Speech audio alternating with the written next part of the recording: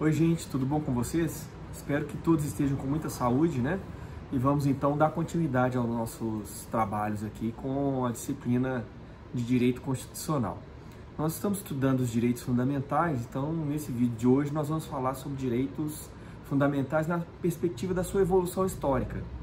Então vamos falar um pouco sobre as dimensões ou gerações de direitos fundamentais. Vejam, nós já começamos a ter alguma discussão quando começamos a falar sobre a expressão geração ou dimensão. Como que escolhemos? Vamos falar em gerações? Vamos falar em dimensões?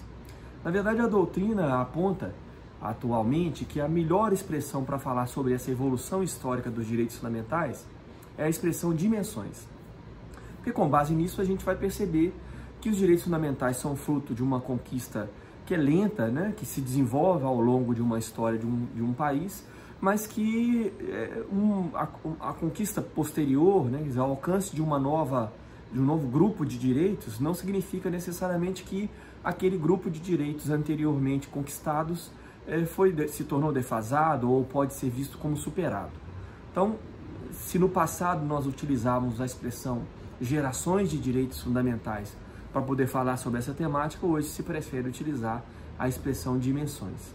Aliás, é possível que a gente observe, mesmo nas nossas constituições ao longo da história, que essas dimensões se sobreponham, ou seja, que elas estejam presentes no mesmo texto constitucional, em maior ou menor medida, dependendo, é claro, do momento histórico em que se vive. Então, de fato, é preferível, quando nós abordarmos essa temática, utilizarmos a expressão dimensões, ok?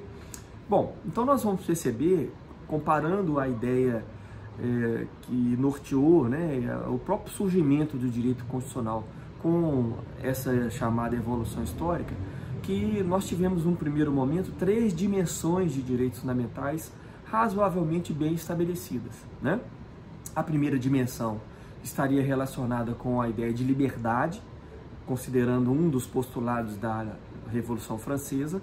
A segunda dimensão estaria relacionada com o postulado da igualdade e a terceira dimensão estaria relacionada com o postulado da fraternidade.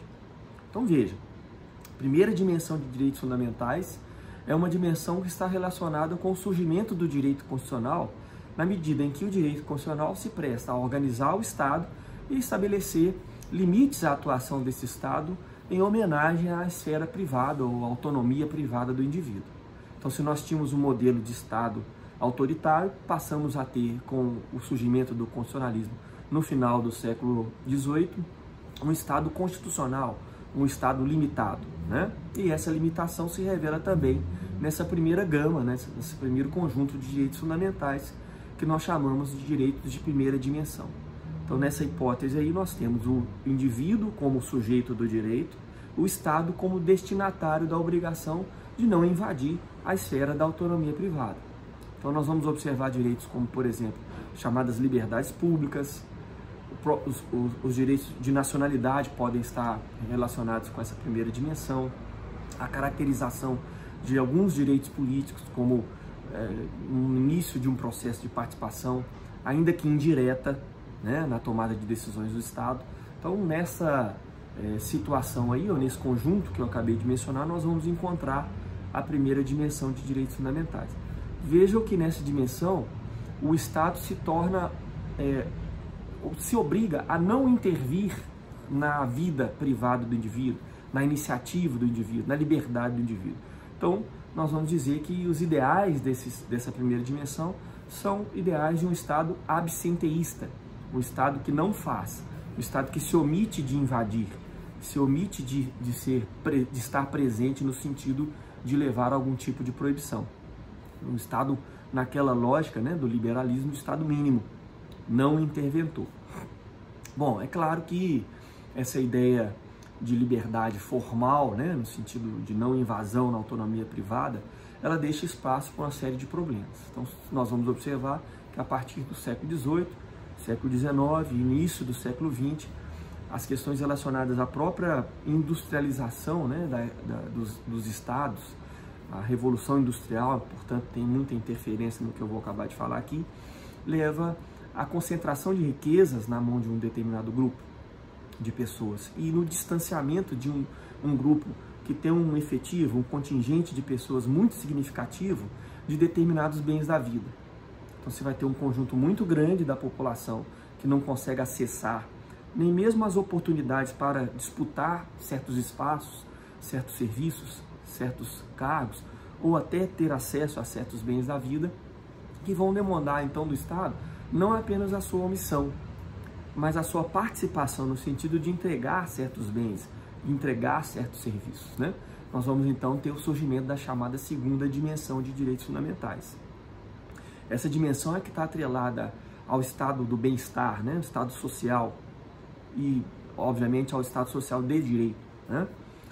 É aquela que identifica os direitos sociais, os direitos culturais, os direitos econômicos, né? A exemplo da saúde, no caso dos direitos sociais, da educação, da segurança no sentido da segurança coletiva, né? Das questões relacionadas a transporte, enfim. A própria previdência também está nesse sentido aí, dentro dessa dimensão chamada de segunda dimensão de direitos. Tá? Veja que o postulado da Revolução Francesa que se relaciona com essa dimensão é o da igualdade. Mas observem, não se trata da igualdade formal. Todos são iguais perante a lei. Na verdade, se trata de uma igualdade um pouco mais profunda. Na verdade, muito mais profunda, né? Chamada igualdade material, real, igualdade de oportunidade. Aí a gente pode parar um pouquinho para falar sobre a ideia de políticas afirmativas. Veja, se numa ideia de Estado liberal, né, chamada igualdade formal, não pode haver um tratamento normativo diferenciado para certas pessoas, na ideia de igualdade material atrelada a essa segunda dimensão de direitos, nós vamos possibilitar certas políticas que vão compensar deficiências ou debilidades reais de certos grupos, chamados grupos minoritários. Então, por exemplo, o conjunto da população não tem acesso à educação e por isso não vai conseguir conquistar bons postos de trabalho. É necessário então que haja uma política pública que franqueie a esse grupo da população um acesso mais facilitado, né? A gente poderia fazer um paralelo, né, nessa ideia de igualdade material com as chamadas políticas afirmativas. Um bom exemplo dessas políticas é a reserva de vagas em universidades federais para pessoas que são carentes financeiramente ou eventualmente ingressam em determinados grupos, como os grupos afrodescendentes, os descendentes de indígenas, né?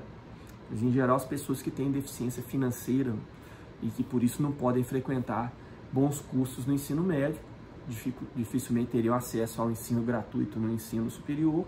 Nesse sentido, vale a pena nas entidades públicas, né, que oferecem o ensino gratuito, se reservar vagas a essas pessoas. Então é nesse contexto aí que a gente tem as políticas afirmativas. Também é importante falar sobre essa segunda dimensão de direitos fundamentais, que se tratam de direitos a uma prestação. Então, enquanto na primeira dimensão o Estado se distancia, não faz, não intervém, aqui ele precisa prestar, precisa fazer. Isso através de serviços públicos. Obviamente que a prestação de serviço depende de pagamento, né? Não só da conquista e da aquisição de insumos, mas também de pagamento de pessoal para realizar esse serviço. E nessa medida há custo, há gasto. Quanto maior a quantidade de serviços que o Estado presta, maior o gasto que ele tem, consequentemente, maior o número de tributos que ele deve lançar para obter as riquezas necessárias à prestação desse serviço. Então nós temos um problema aí, né? Nós temos uma carga tributária que deve atingir um nível de excelência para que ela não dificulte a iniciativa, né, a atividade das pessoas, enfim, não afaste as pessoas de determinados segmentos da atividade econômica, e sendo essa carga não tão elevada, obviamente os recursos para a prestação de serviços serão limitados.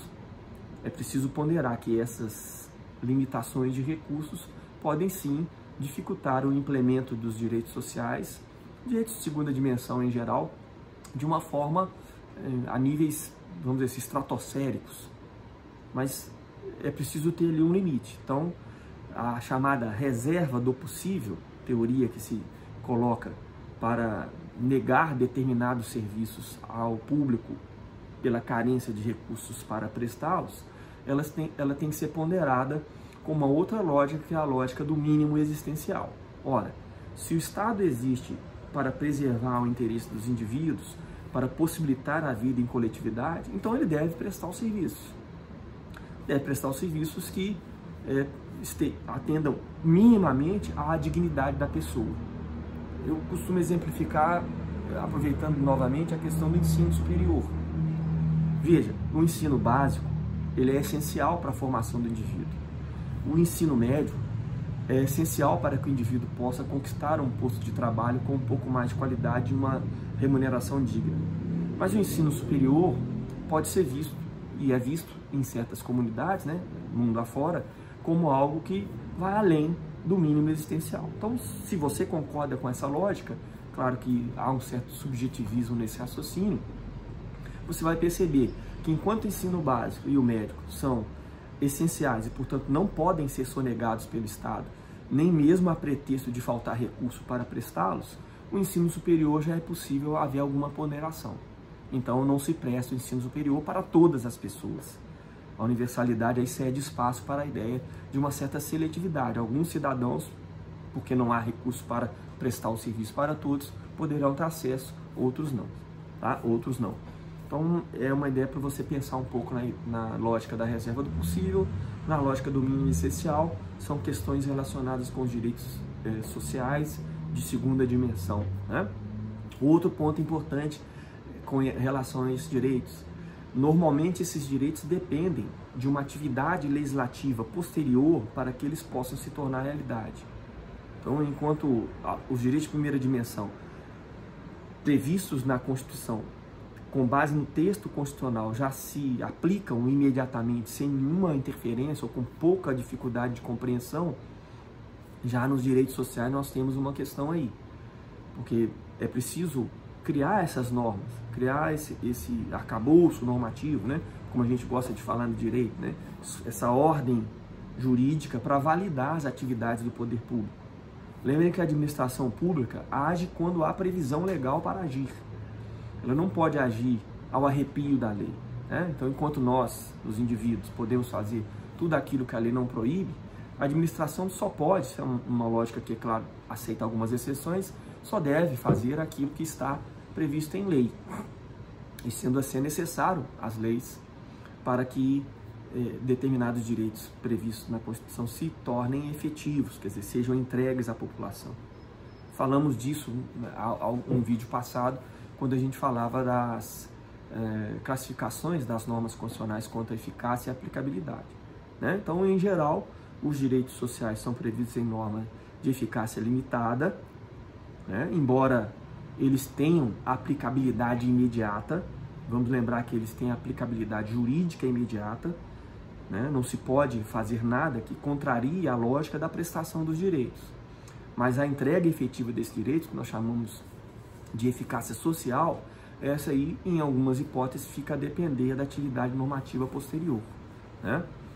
E é por isso que existem ferramentas no sistema jurídico constitucional brasileiro para evitar que a omissão do legislador ou a omissão do Poder Executivo possa prejudicar o acesso a esses direitos. Né? Essas ferramentas são a ação direta de inconstitucionalidade por omissão. Esse tipo de ação não está à disposição dos indivíduos, e sim de determinadas instituições, né? Porque promovem um chamado controle de constitucionalidade direto, né? Concentrado, né? Com respostas que são para toda a população. Nós chamamos de eficácia erga omnes das decisões desse tipo de controle, e nós temos também, para suprir essas eventuais omissões, o chamado mandado de injunção, que é uma ferramenta, né, um instrumento processual, é uma ação, né, uma ação de natureza constitucional, que é entregue ao indivíduo, aí sim, para que ele possa fazer prevalecer o direito fundamental que foi sonegado pela omissão ou do legislador ou a omissão do executivo. Né? É claro que ainda tem a arguição de descumprimento de preceito fundamental, que pode ser utilizado como ferramenta para provocar, né, uma análise judicial de eventuais omissões do Estado. Né? Por exemplo, o reconhecimento do que nós chamamos de estado de coisas inconstitucional, que é quando, embora exista a lei, embora exista a previsão constitucional, mesmo assim, determinados direitos não são implementados porque falta vontade, diria eu, ou dificuldades de ordem interpretativa, né, no âmbito do Poder Judiciário, para que esses direitos cheguem aos seus destinatários. Então, você tem algumas ferramentas que são utilizadas por um advogado, né, pelo cidadão ou por grupos, né, da sociedade organizada para evitar que a Constituição não tenha dificuldade de ser implementada, ou seja, que a normatividade da Constituição seja algo real e não apenas algo fictício, tá?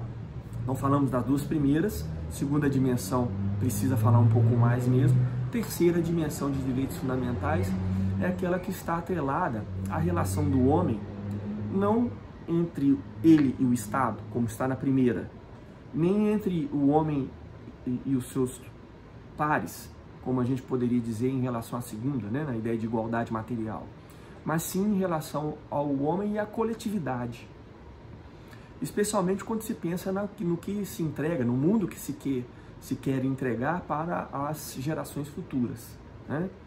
Então, a gente pode dizer que a terceira dimensão de direitos fundamentais está atrelada ao postulado da fraternidade, pensando aí naquelas ideias que se divulgaram durante a Revolução Francesa, né? Veja que enquanto a primeira dimensão, do ponto de vista temporal, está lá no século XVIII, final do século XVIII e século XIX, enquanto a segunda dimensão está do século XIX e primeira metade do século XX, aliás, é importante falar que duas grandes constituições internacionais são importantes para a segunda dimensão, né? A Constituição Mexicana, de 1917, a Constituição Alemã, de Weimar, em 1919, na experiência brasileira, a Constituição de 1934, né? Que foi a que trouxe uma gama maior de direitos sociais. Aqui, em relação ao marco temporal, na terceira dimensão, a gente pensa na segunda metade do século XX e, é claro, século XXI. Então aí nós vamos perceber as preocupações relacionadas ao desenvolvimento, as preocupações relacionadas ao meio ambiente, as preocupações relacionadas à proteção do consumidor, quer dizer, contra eventual dificuldade, né, de probatória, por exemplo, né, ou de defesa em relação às pessoas que produzem ou comercializam bens. Os direitos relacionados à comunicação estão nessa terceira dimensão, certo? Então são direitos que colocam o homem com relação aos seus pares, né? Geralmente direitos difusos, né? Direitos coletivos estão relacionados aí com essa terceira dimensão, tá? É bom lembrar, né, quando a gente vai fazer prova, quando a gente vai responder questões sobre esse tema, de quais são esses direitos, né? Falei alguns aqui: meio ambiente, desenvolvimento, a paz é colocada na terceira dimensão por boa parte dos autores, o direito à paz, né? Enfim, vamos lembrar essa gama, a comunicação que eu já havia dito para vocês, que é importante a gente ter um pouco de memória em relação a essas situações aí, tá? Então essas são as dimensões clássicas, as mais estudadas. Nós temos ainda outras duas que são comentadas pelos autores, né? Então na quarta dimensão de direitos fundamentais, obviamente que aí nós estamos no século XX, século XXI, nós temos duas gamas de preocupações aí, né? No cenário internacional, um autor chamado Norberto Bobbio comenta a questão relacionada à bioética. Então a evolução tecnológica, né? Especialmente nas questões relacionadas à reprodução humana, ao uso de tecnologias para intervenção no genoma, não só humano, como de outros animais e vegetais, enfim. Questões relacionadas a essas preocupações aí, para o Norberto Bobbio, estariam na quarta dimensão de direitos fundamentais. Mas nós temos um autor brasileiro que também pondera sobre esse assunto, né, que é o Paulo Bonavides. E para ele, essa quarta dimensão não está relacionada necessariamente com bioética, mas sim com uma extensão da democracia. Na verdade, com a ideia de pluralismo político, com a ideia de democracia participativa, com a ideia de acesso à informação para que o indivíduo possa se inserir na tomada de decisão, preferencialmente direta do seu estado, da sua comunidade. Então, há autores como o Ingo Sarlé, que entendem que há uma certa vantagem, né, na visão do Paulo Bonavides em relação à visão do Norberto Bobbio, porque a visão relacionada à bioética já poderia encontrar algum tipo de resposta, né, em direitos fundamentais de primeira dimensão. Então ficamos aqui dando como exemplos, né, de quarta dimensão, ou de direitos que integram a quarta dimensão de direitos fundamentais, a informação, o pluralismo, e a democracia. Veja, a democracia participativa, né? Não só aquela democracia representativa, onde certos indivíduos poderiam ser afastados do processo decisório da sua comunidade, né? Essa a gente já via alguma coisa dela lá na primeira dimensão de direitos. Estamos falando da democracia mais profunda, né? Que é essa que a gente pretende que aconteça aqui no Brasil, inclusive, tá? E que pode acontecer, deve acontecer, se nós formos observar a Constituição de 1988. E por fim se fala numa quinta dimensão, né? Mas dessa há pouco estudo, né? Normalmente a referência que se dá a essa quinta dimensão de direitos fundamentais é exatamente o Paulo Bonavides, que retira a paz da terceira dimensão e pensa que ela deve ser destacada como um objeto de estudo separado, né? Especialmente porque ele observa que após o ataque às Torres Gêmeas, né, em 2001, se tem um aprofundamento de um processo de insegurança mundial, e aí é necessário se criar uma nova dimensão ou se pensar uma nova dimensão de direitos fundamentais para evitar que, a pretexto de se promover uma segurança, vamos dizer assim, global, né, se viole direitos que já foram conquistados em épocas passadas, ou que se houver algum tipo de mudança, né, de ponderação nesses direitos que já foram conquistados, que elas não atinjam, né, o âmago desses direitos, quer dizer, não nos façam retroagir, né, a um passado que ninguém tem saudade, tá? Então veja, todas essas dimensões acabam convivendo no mesmo texto constitucional, conforme eu já havia dito no início do vídeo. Importante que nós lembremos disso. Não é que uma dimensão supera a outra, ela se soma a outra, tá? Portanto, nós temos muito o que estudar quando nós falamos de direitos fundamentais. Eu tenho certeza que vocês perceberam, só pela evolução histórica e pelo tamanho desse vídeo, que realmente é uma temática muito instigante que nós vamos voltar a abordar aqui em vídeos futuros, tá certo? Eu agradeço muitíssimo a atenção de vocês nesse vídeo de hoje. Espero que vocês continuem com saúde, se protegendo, utilizando as máscaras, utilizando o álcool gel aí com frequência, tá? Espero revê-los no próximo vídeo. Se você tem algum comentário para o vídeo, faça o comentário aí abaixo, né? Se tiver agradado, se o vídeo tiver atendido, também deixe a sua curtidinha aí, o seu like, tá? O seu joinha, tá? Muito obrigado, gente. Até o próximo.